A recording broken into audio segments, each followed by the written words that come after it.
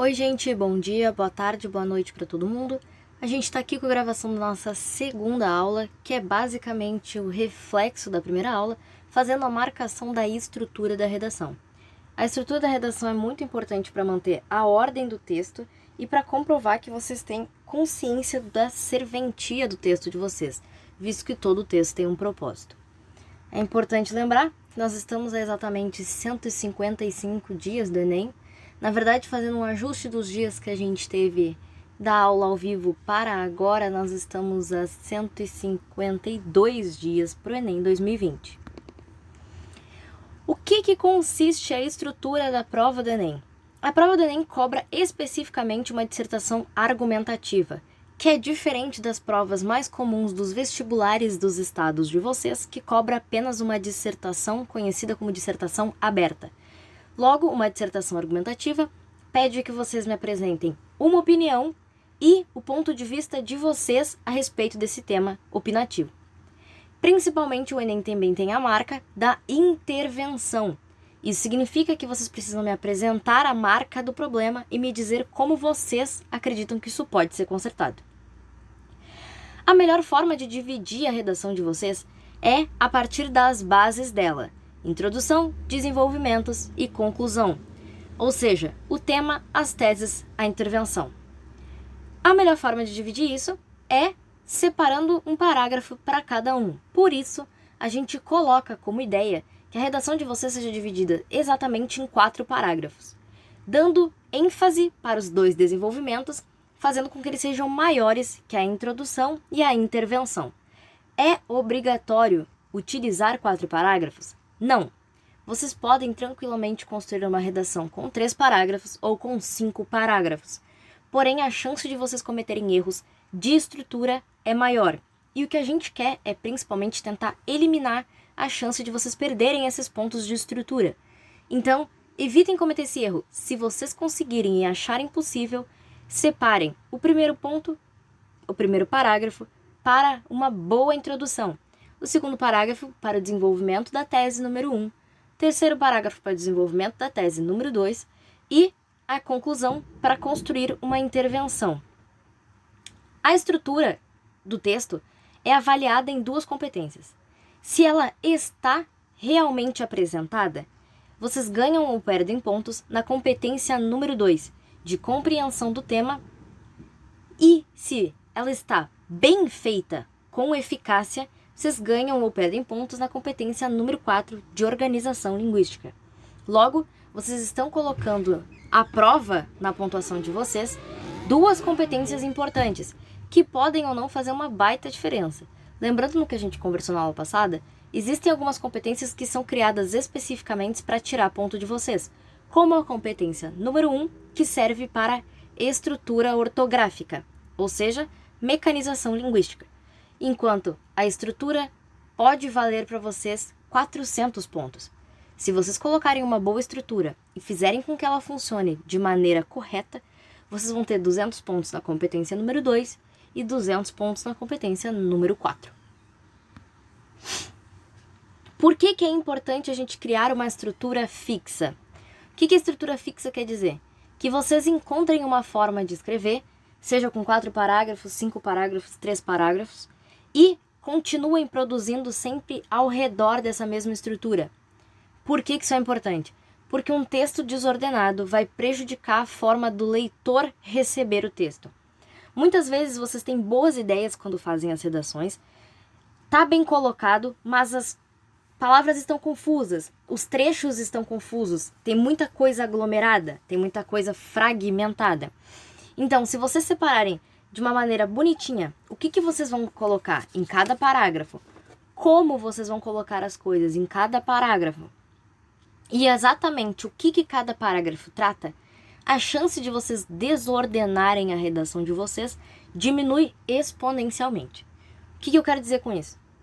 É importante que vocês comecem a perceber como fica melhor para vocês trabalharem a redação.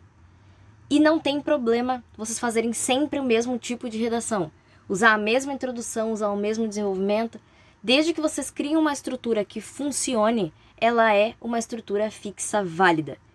Lembrem sempre que o texto de vocês precisa de algo chamado concretude, que é a capacidade de as informações de vocês fazerem sentido, terem coesão, serem concretas.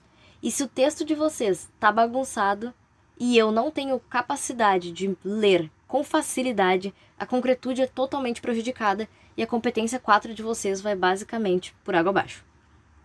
Uma outra coisa importante é o que a gente chama de paragrafação, que é o que eu acabei de falar para vocês.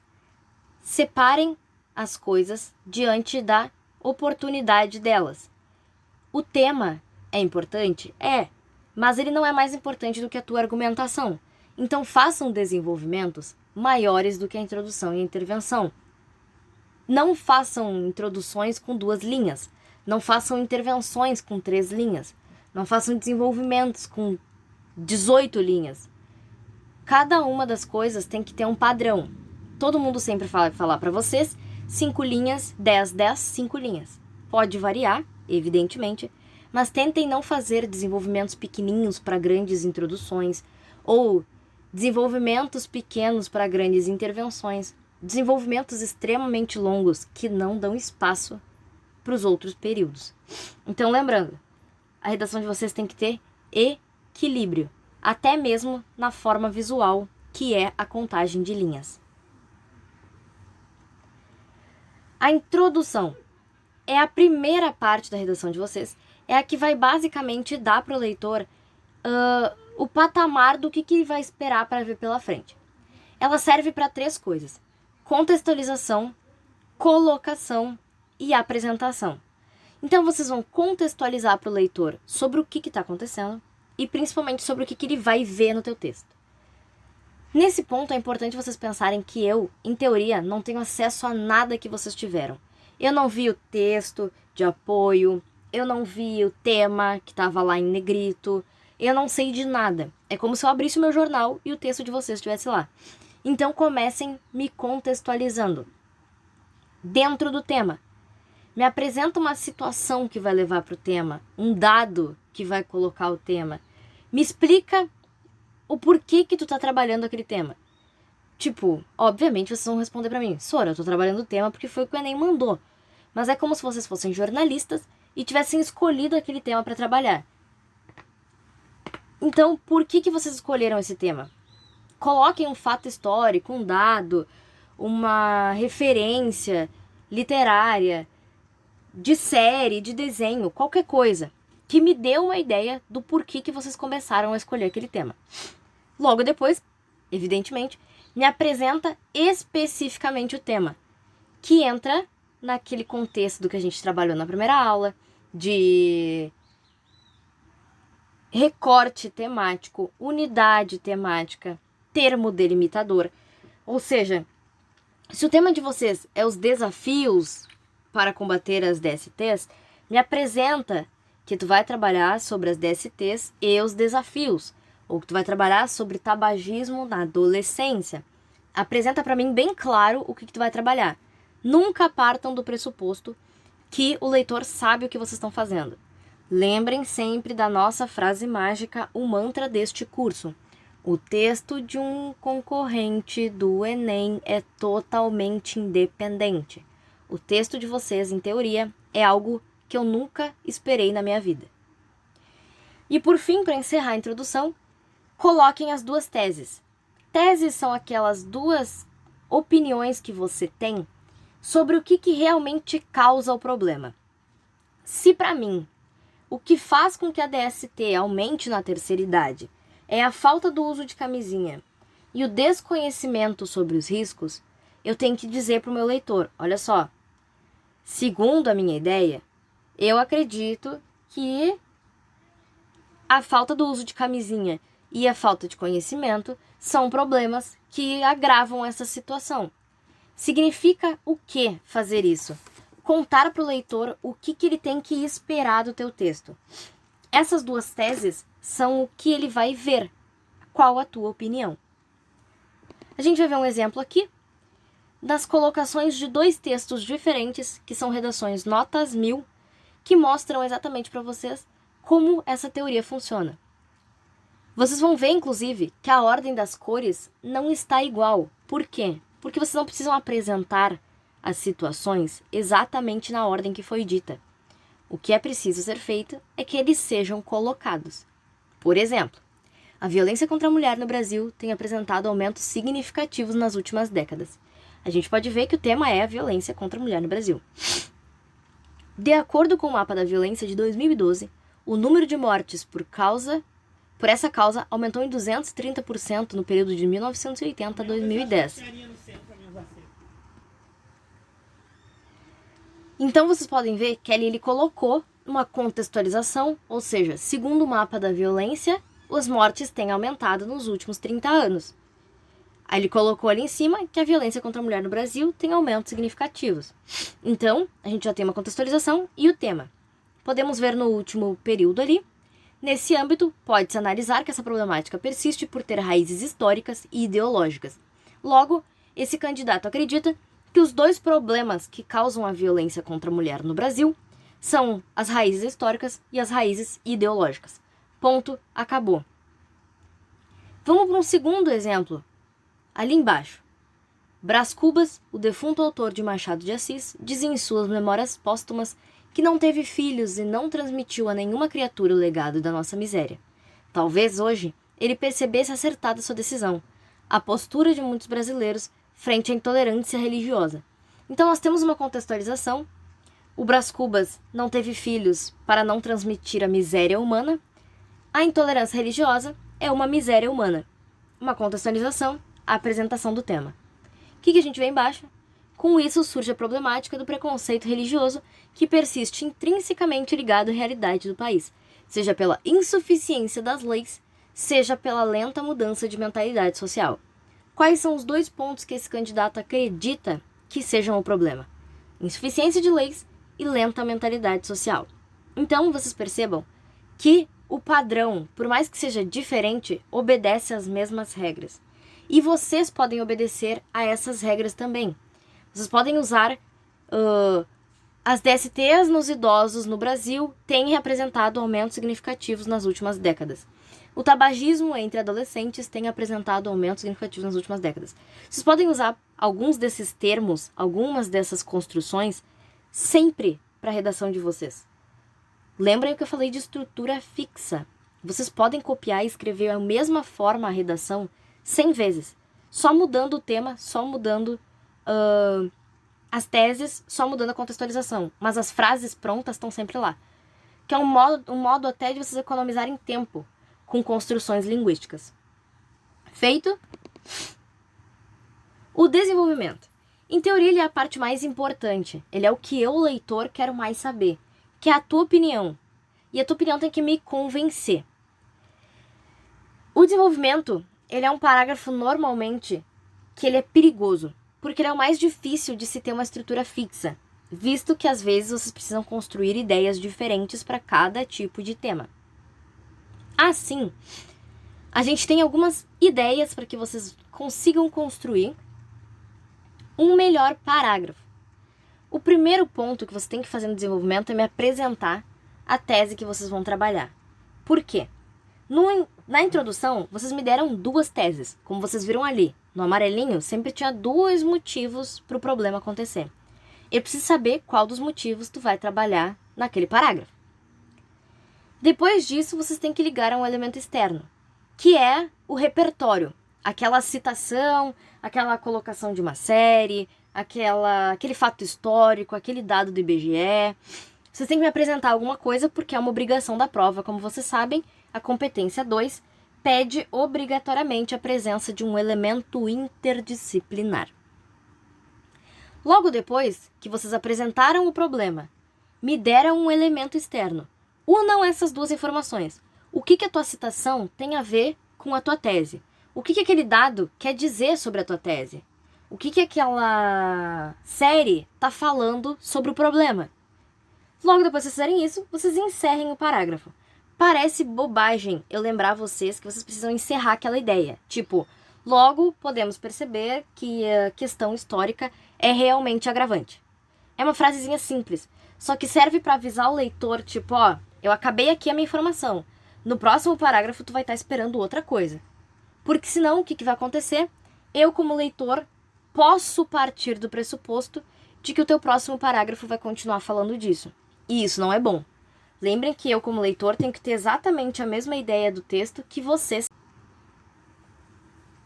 Como vocês podem ver, esse primeiro ponto aqui, essa frase que eu falei para vocês que apresenta a tese, se chama tópico frasal.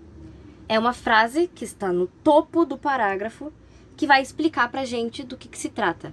Sempre escolham uma frase curtinha. Vocês podem ver ali que ela tem no máximo 2 linhas, para poder sintetizar rápido para o leitor e vocês terem mais espaço para argumentar. É indubitável que a questão constitucional e sua aplicação estejam entre as causas do problema. Ponto. Eu já sei que esse aluno vai me falar sobre questões de leis. E, de novo, percebam que essa frase é indubitável que a questão constitucional e sua aplicação estejam entre as causas do problema pode ser usado em 35 mil tipos de redação. Então, nós já temos a apresentação da tese. Vamos ver qual é o elemento externo. Aristóteles, a poética, deve ser utilizada de modo que, por meio da justiça, o equilíbrio seja alcançado na sociedade. Tá, mas o que uma coisa tem a ver com a outra? De maneira análoga, é possível perceber que no Brasil a perseguição religiosa rompe essa harmonia. Então vamos lá. Eu acho que a Constituição é um problema. Segundo Aristóteles, a justiça que rege essa Constituição deveria agir para que a sociedade tenha um equilíbrio. Unindo essas duas ideias, a gente vê que o Brasil não consegue seguir essa ideia e rompe essa harmonia. Viram que, apresentei a tese, coloquei um elemento externo e disse o que os dois têm a ver. Lá no finzinho vocês vão ver o encerramento. Muitos cidadãos se utilizam da inferioridade religiosa para externar ofensas e excluir socialmente pessoas de religiões diferentes. Ponto. Acabou ali. Vamos ver um outro. Segundo pesquisas, a religião afro-brasileira é a principal vítima de discriminação, destacando seu preconceito religioso como principal impulsionador do problema. Temos aí, qual é a tese? O preconceito designado a religiões afro-brasileiras. De acordo com Durkheim, o fato social é a maneira coletiva de agir e de pensar. Ao seguir essa linha de pensamento, observa-se que a preparação do preconceito religioso se encaixa na teoria do sociólogo, uma vez que se uma criança vive em uma família com esse comportamento, tende a adotá-lo. O que ela está dizendo? A religião afro-brasileira sofre mais preconceito. Segundo Durkheim, a sociedade molda o jeito do coletivo pensar. A prova disso é que se uma criança vive numa família que tem preconceito com religiões africanas, ela vai ter a tendência de repetir esse comportamento. Encerramento. Assim, a continuação do pensamento da inferioridade religiosa, transmitido de geração a geração, funciona como base forte dessa forma de preconceito, perpetuando o problema no Brasil. Percebam que tudo está ligado. Eu vou ligando uma coisa na outra para não desconectar nada e parecer que tudo é lógico. E percebam também que vocês podem usar algumas dessas frases em diversos temas. A conclusão é a nossa intervenção para a prova do Enem. Os vestibulares particulares de cada estado de vocês têm uma lógica de funcionamento. Aqui nós estamos trabalhando com o Enem. Não se esqueçam daqueles elementos obrigatórios que eu falei para vocês. Ação, agente, modo, meio, beneficiário e detalhamento. Uma coisa importante. Vocês têm que resolver com essas ações os problemas que vocês apresentaram. Vocês não são o Nobel da Paz, vocês não são o Nelson Mandela e vocês não são Deus. Logo, vocês não resolvem todos os problemas que existem no mundo. Vocês têm que achar uma ação que sirva para trabalhar exclusivamente os 2 problemas que tu apresentou. Se vai resolver a Constituição, se vai resolver problema histórico. Trabalhem só com isso. Evitem novas informações. Evitem novas citações e evitem novos problemas. E o mais importante, a redação de vocês tem que ter relação com a realidade. Vocês têm que ter ações que são viáveis. Se aquele ponto da redação é sobre economia, vocês não podem me dar como uma intervenção dar dinheiro para toda a população. Porque não é lógico, não é viável, não é possível que o governo saia distribuindo dinheiro para todo mundo, porque o governo não é o Silvio Santos que sai distribuindo aviãozinho. Vocês não podem pensar que para crimes como pedofilia deveria ser realizada a pena de morte. Isso é inconstitucional no Brasil. O Brasil não permite. Se vocês têm algo inconstitucional, vocês não podem apresentar isso. Vocês não podem apresentar castração química, vocês não podem apresentar pena de morte, vocês não podem apresentar prisão perpétua, vocês não podem apresentar liberação de armas, nada disso que não está presente na Constituição. Por quê? Porque não pode acontecer. Se a Constituição não permite, não pode acontecer. A menos que vocês me apresentem um plano onde vocês vão refazer a Constituição. Aí vocês vão me dizer que uma ideia é reformular a Constituição para que assim seja permitido prisão perpétua e dessa forma seja aplicada essa pena. Entendido? Ou ações viáveis, que são verossímeis e de acordo com a realidade. Não dá para sair distribuindo dinheiro, não dá para pôr tablet em todas as escolas, não dá para ter intérprete em todas as escolas. Então, isso é irreal. E se for inviável, e vocês ainda assim insistirem muito, tipo, eu quero muito colocar prisão perpétua, eu preciso, Sora. Se vocês forem fazer isso, entendam que vocês precisam dar um jeito de tornar viável. Mudar a Constituição, repensar modelo de governo, não sei. Mas ou vocês me tornam viável, ou busquem outra ação. Aqui vocês estão vendo um exemplo. Tem a questão aqui de vários pontos diferentes. Mas vamos lá. Sendo assim, cabe ao governo federal, sempre digam a esfera do governo, construir delegacias especializadas em crimes de ódio contra a religião, através do uso de verbas municipais direcionadas às polícias das respectivas cidades, a fim de atenuar a prática do preconceito na sociedade, além de aumentar a pena para quem o realizar. Assim, poder-se-á transformar o Brasil em um país desenvolvido socialmente e criar um legado de que Brás Cubas pudesse se orgulhar. Percebam que essa aqui é a redação da menina que começou falando de Brás Cubas lá quando a gente estava lá na introdução. É obrigatório fazer isso? Não, não é.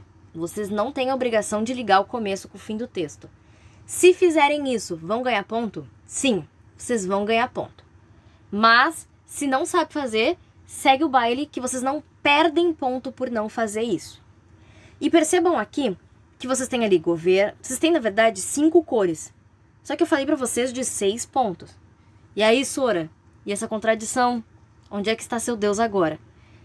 Um ponto muito importante que eu já falei na outra aula, para quem não assistiu está vendo aqui, que é utilizar a apresentação de onde vem o dinheiro, do uso de verbas, mata 2 coelhos com uma cajadada só, que é o meio e o detalhamento.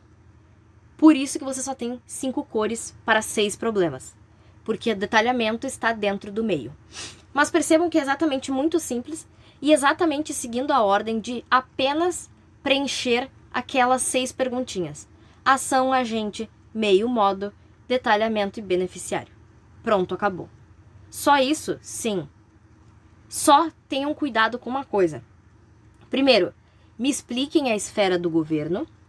E, se vocês usarem alguém que não seja o governo, ou até o governo, tenham ciência se aquela esfera, aquele órgão escolhido por vocês, tem capacidade de agir sobre esse problema. Vocês não podem colocar a ONU para resolver um problema, porque a ONU não age dentro dos países, a menos que seja, por exemplo, uma situação de guerra. O governo federal não age dentro das cidades, é o governo municipal. O executivo não cria leis, quem faz isso é o legislativo. Então tenham cuidado com essas pequenas coisinhas. Por fim, lembrando a todos que a gente já apresentou 3 temas. Na verdade, vocês receberam o 4º tema essa semana, que são as crises ambientais no Brasil. Pode escrever quantas redações quiser sobre todos os temas. Se vocês quiserem escrever 10 vezes sobre DSTs na terceira idade, vocês podem.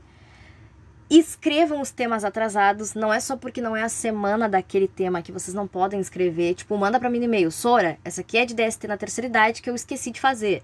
Ou que eu tava com dificuldade. Eu entrei no curso depois. Pode escrever. Não deixem de escrever. Pratiquem as coisas que a gente tá aprendendo.